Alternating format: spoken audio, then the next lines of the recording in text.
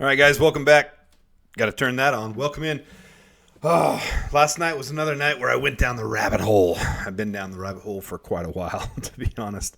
And it revolved primarily around the running back situation, what Eric Bieniemy has to work with. Because 4 days ago, those who didn't see it, go tune into Chicago Bears site on YouTube or chicagobears.com. You can see with Jeff Joniak where he interviews Eric Bieniemy. And I'll play a little 2-minute excerpt of how he feels about the current guys in the roster, but it led me down a rabbit hole of previous drafts and players taken in those drafts. And I started all the way back here at 2016, and it's definitely a rabbit hole. So what I did was I looked at all the different variables of each of those drafts and running backs taken, because it's such a polarizing position that can go many different ways. There's so many different variables, and I've talked on here about how breakaway yards and elusiveness are probably the biggest indicators of success, because those yards per attempt, yards after contact, when you get to the NFL level, you're playing linebackers that are NFL linebackers, and you're playing guys that are just completely different than they were playing in college. And it was interesting to see how many times, here's all the different things. Here's the running back, the order they were taken, which order, the dash there, because he was undrafted, Peyton Barber. Round, selection in that round, overall, where they were selected, and then the consensus. CONS stands for consensus ranking. You can see some of these who fell way out of. You see our big board, and this is according to our big boards. So what we see on the outside world here, and then teams put them on their board how they want. This is a good reminder of how it's different every year, because Kenyon Drake was ranked 118th, and he was the third one off the board, 73rd overall pick, ahead of C.J. Prosise and ahead of Kenneth Dixon and ahead of Devontae Booker and Paul Perkins in 2016. I'm going to let this roll through. The green means in their rookie contract, they took more than 100 snaps in a season. And you can see how polarizing this is of how many just don't work out. And it's a hard thing to analyze and break down, because you can say it's elusiveness, breakaway yards, but really it's opportunity. And you're always going to see the guys at the top here getting a shot. But do they last much longer than their first contract? Do they last more than those 4 years? Some of them do. Ezekiel Elliott is now in the practice squad with the Chargers, re-signed with the Cowboys last year. Derrick Henry's made a resurgence.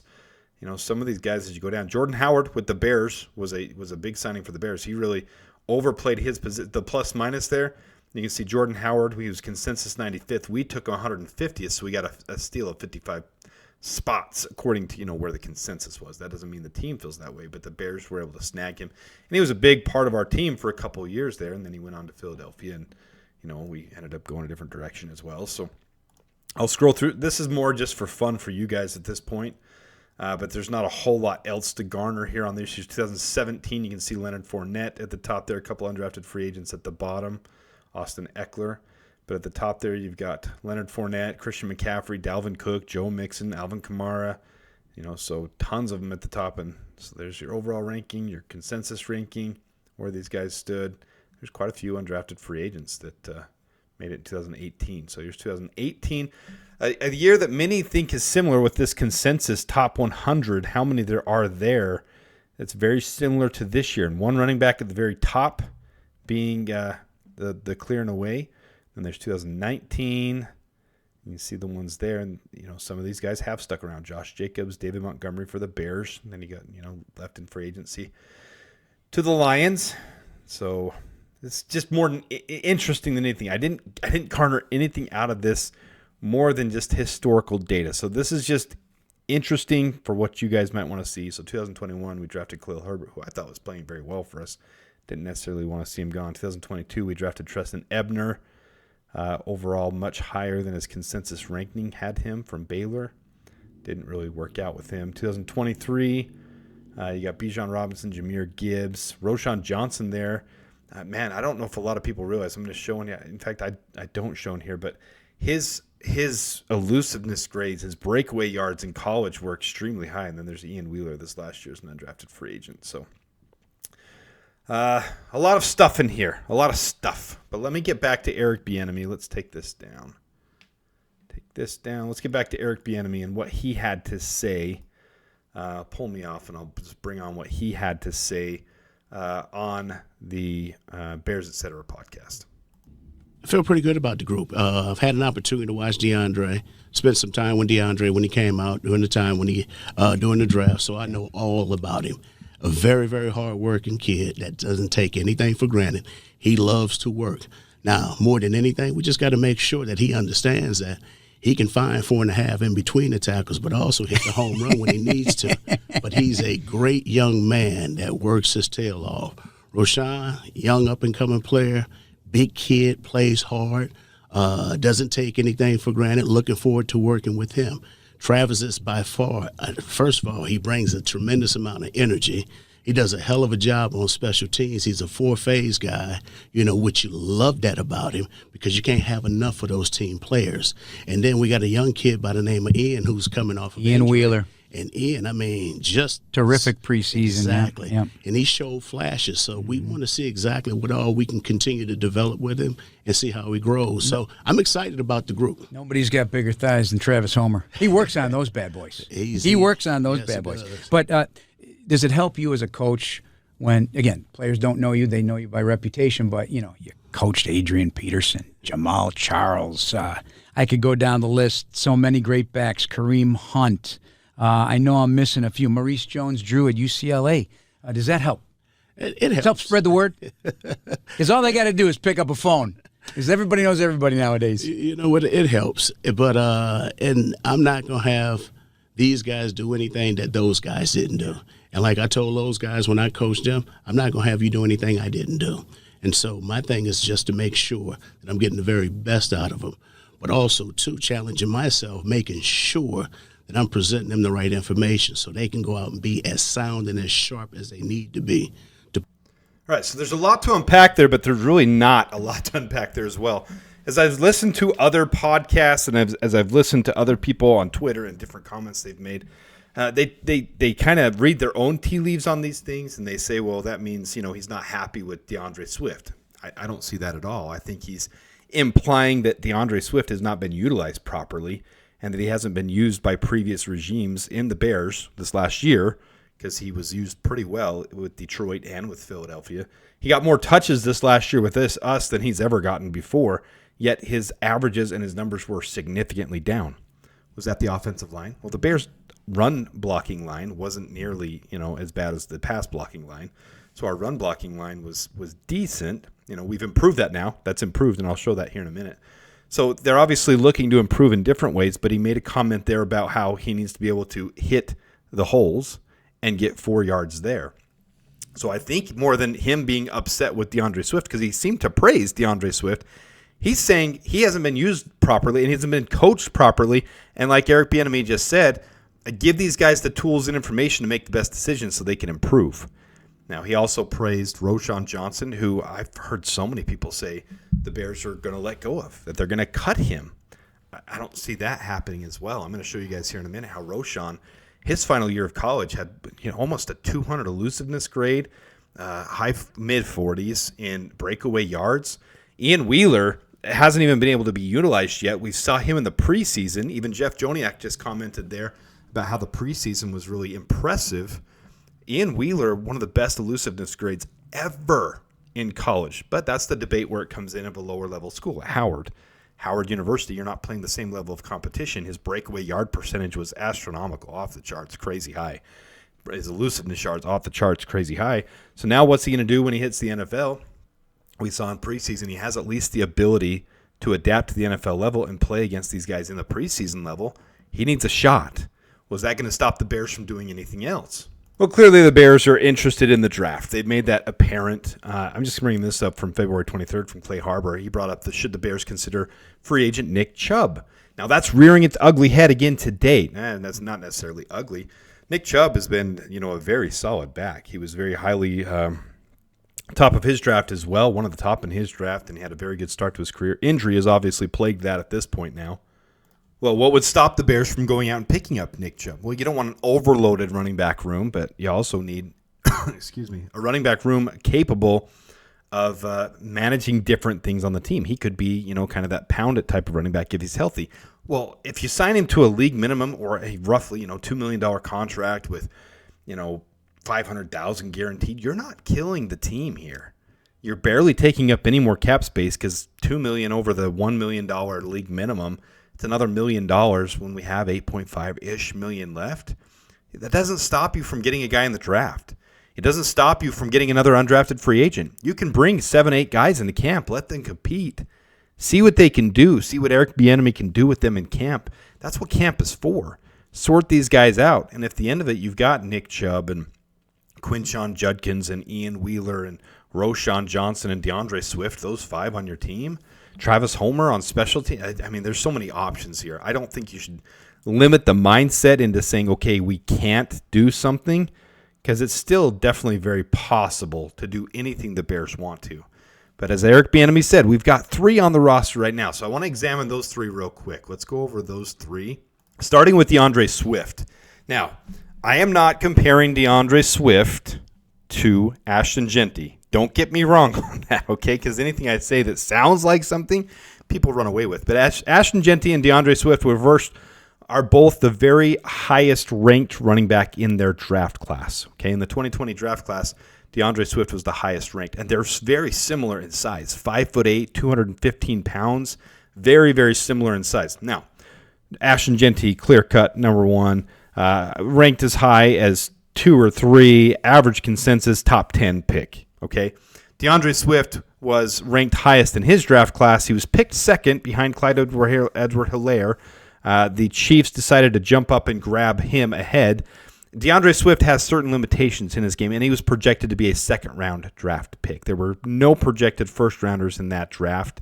He ended up getting picked in the second round, first running back off the board in the second round, but the Chiefs went ahead and went running back in the top of the first round. So Lions picked him second round, 35th overall. But you look at some of his numbers here and he's built, almost the exact same way as Ashton Jeanty. So people saying he can't play the same way as Jeanty, go look at his college tape. Just go Google or YouTube DeAndre Swift, Georgia, senior highlights, I guess it'd be junior highlights, 2019 highlights, and see what pulls up, because he's actually a very polarizing running back. He could slam people. He could break tackles. He was fun to watch. So in college, 6.7 yards per attempt, 3.98 yards after contact, 44.6 breakaway yard percentage, which is very solid, 88 elusiveness, which I think is a little bit low. His career with the Bears is very low compared to his career with the Lions and the Eagles. So his career without the Bears, 4.6 yards per attempt. That's what we were signing up for.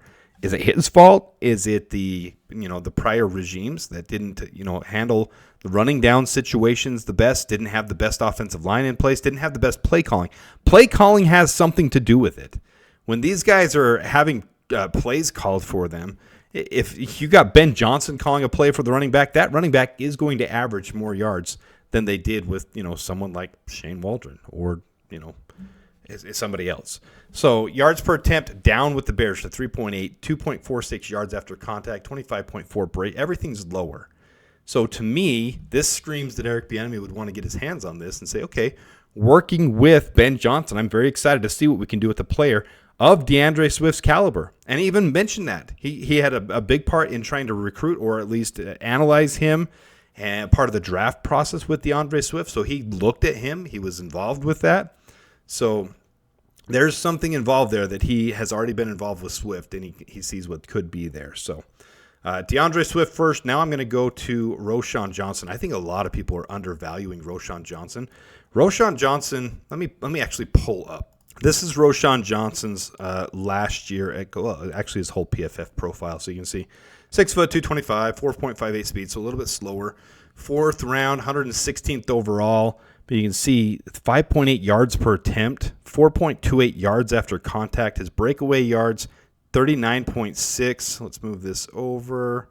And you see his elusiveness that last year, 198. Freaking phenomenal. So it's not like Roschon Johnson is a broken project, and he was at Texas.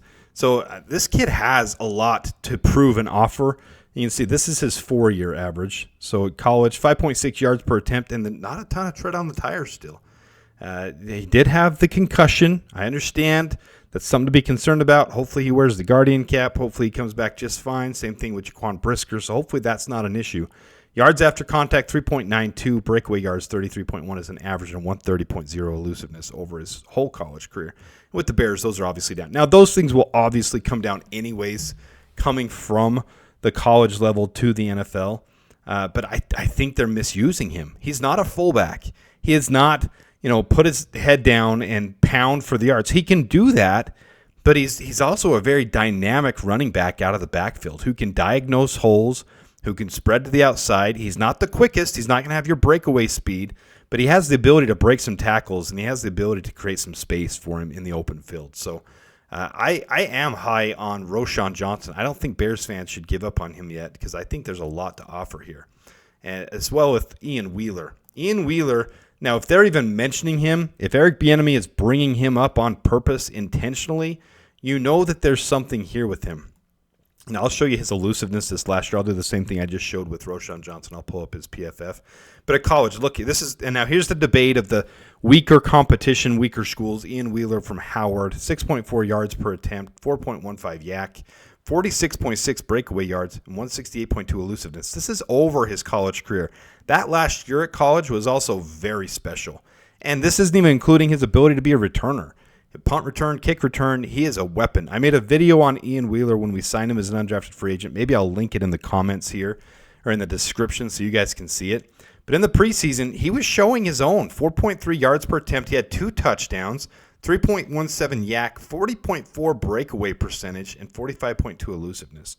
So he shows the ability to be a next level back. And I think the fact that Eric Bieniemy even brought him up shows that he's been looking at tape on him. He likes the kid. He sees the kid. He knows what he could potentially have there. And again, this is the debate of the weaker competition school. But here's Ian Wheeler from Howard, 5'11". Now he's actually 5'8". You saw on that last screen. Sometimes these smaller schools especially like to inflate their guys to seem like they're bigger than they are. 5'8", 205. So good size. I think a very good size for a quick, speedy back. 4.39 speed. You see this last year, though, 6.9 yards per attempt. I know this is small, so I'm going to read that. 6.9 yards per attempt that last year. 5.27 yards after contact. His breakaway yard percentage was top in all of college football, but not top in Division I. Not top for everybody. Well, you have to take that level of competition into account. All things being equal, he probably wouldn't have done the same thing against bigger competition. Probably still would have played very well, but probably wouldn't have been nearly as crazy godly stats. And then 245 elusiveness, which is that's abnormal. it's elite. It's off the charts. So Ian Wheeler has a lot to offer. So you can see right here his 4.39 speed is what they had there. Obviously, the injury last offseason. And hopefully he's coming back from that completely healthy as well, because I want to see what we have in Ian Wheeler. But it doesn't stop us from – we can still draft, Ashton Jeanty, Quitshon Judkins, one of these guys. We can draft one of these guys and have them compete in there. But I think we have a solid base and foundation. I think the Bears see that, and they need a different coaching. So let me pull up here the line. I do think this is part of the train of thought and where they're going with this, because we improved. This is their overall offensive grades. So we have significantly upgraded the pass protection, but I wanted to put the career run blocking grades for these guys over here as well. So here's your new 2025 offensive line. Braxton Jones, 73.95 career run blocking grade. Joe Tooney, 68.3. And I tell you guys on here, 65 is an above average. That's starter level at any grade on PFF, in my opinion. So all these guys on their overall grades, this is last year. So as PFF does this diagram, it's just last year's grades. So just last year, all these guys are very above average. We have a solid offensive line starters. But here's their career run blocking. And Drew Dahlman as a center, we have a huge upgrade there on the run blocking for our center. Now, Braxton Jones, Darnell Wright, the same. So if we compare this to last year's, we put them side by side, you can see Tevin Jenkins actually had a higher career run blocking grade, but the constant injuries, what you're really looking at is backups here. You've got Jake Curhan at 60.99, Ryan Bates at 62.47. Anything below 60 in run blocking is not going to get the job done. It's going to make it hard for your running back to get the runs going. So these guys filling in for Tevin Jenkins, and these are just a couple of them. We had Bill Murray played one game, and he did very well there, and obviously we did very well against Carolina overall, period. But the biggest upgrade, as I just mentioned, Coleman Shelton to Drew Dahlman. Coleman Shelton did fine as overall grade. His career run blocking grade 65.29, but when you compare Drew Dahlman and his run blocking, that's what he's really good at. Getting to the next level, getting out to the defenders to be able to seal them off, to block them. These guys are going to have more of an opportunity with, DeAndre Swift, Ian Wheeler, Roschon Johnson. Those guys alone will have more of an opportunity here. Jonah Jackson upgrade from Matt Pryor. Darnell Wright, the same player. Braxton Jones, same player. So I think the Bears have a clear focus on improving not just the pass blocking, not just defending Caleb and making sure nobody gets to him, but establishing this run. And Drew Dahlman is the clear sign the Bears want to do that they want to improve the run game, and they're going to do that through, improving both the play calling. Hiring Ben Johnson's the biggest thing we could have done for improving the play calling. He's a proven winner in that area. Number one, points scored, his running game is off the chart. So everything with Ben Johnson screams off the chart. Adding Eric Bieniemy, who's a proven guy as well, and then improving the offensive line. Those are all steps to help this team make that next step in the right direction. But I'm also not insinuating that we aren't going to draft someone, because the Bears have shown they have intentions to draft. Now, I've organized this time by elusiveness. Last time I did it by breakaway yards. I think both of those are the two biggest indicators of success at the next level. And these guys are going to get drafted out of position to where, if I showed you anything, it was the rabbit hole I went down. They do end up getting drafted out of position every year. This is just an example of 2023. You can see the consensus board had Bijan going first, Jahmyr Gibbs going second, Zach Charbonnet going third, but then after that it should have been Devin Achane, then it should have been Tajay Spears, then it should have been Roschon Johnson, then it should have been Tank Bigsby, then it should have been Kendre Miller, then it should have been Isbell Abanikanda, I don't even know how to say his name, then it should have been Zach Evans, then it should have been Dwayne McBride, but these teams don't have their big boards set up the same way we have our consensus big boards. It's not going to be the same in there that it is out here. So it is going to go different than what we have. So when I show you guys this list, it doesn't really matter what order I put them in, because there's so many different. Ashton Jeanty is the clear-cut number one prospect in this draft. Then you can get down to Omarion Hampton, Cam Scadaboo, Caleb Johnson, Dylan Sampson, Travion Henderson, Quinshaw Judkins. They could be good at different aspects of this, but I'm not opposed. I think the Bears will absolutely pick someone in the draft.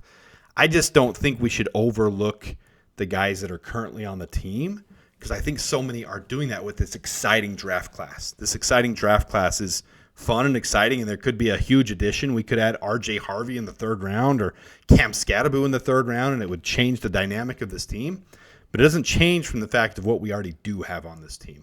So I don't know if that gives you guys any different insight, different look at this offensive running back room. I don't know if it changes anything you're thinking, listening to Eric Bieniemy, listen to me ramble on and talk for a minute. I do think the Bears are interested in adding to the room, but I don't think they're out on DeAndre Swift, Ian Wheeler, or Roschon Johnson. I think all three of them could have a huge role in this offense going forward. Adding pieces to that is only a positive. It's only a good thing. Does it have to happen in the first round? Not necessarily. Does it have to happen in the second round? Not necessarily. You see them bringing in Brashard Smith for a top 30 visit. You see them, meeting with multiple running backs at the combine. There's multiple options the Bears could go on this path. We'll see what they end up doing, but I'm not out. When someone mentions it on Twitter, don't forget we have Ian Wheeler. They'll make cheeky, not even cheeky, they're aggressive comments with it. Oh, well, we've got Ian Wheeler. Forget about Ashton Jeanty. It's just like, that's not what we're saying.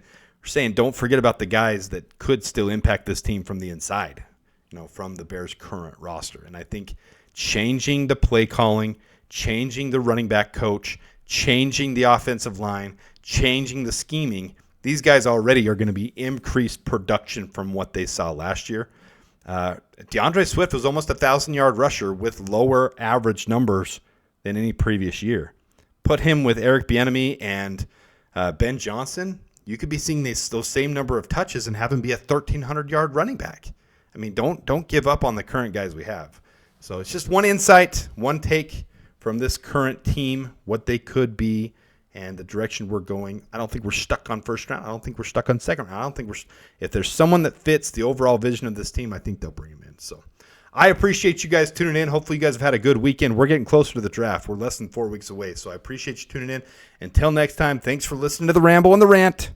You guys are the best. I do appreciate you tuning in. I appreciate you guys being part of this Bears community right here with me as well. Those who have subscribed, thank you. If you haven't subscribed, please do so. I try to bring some authentic takes that you may not get other places. some genuine thoughts that are, unique to me, and I stick by them pretty well. So I appreciate you tuning in. Haven't hit the like button, please do that as well. Until next time, the Bears and bear down. Sports making Chicago proud.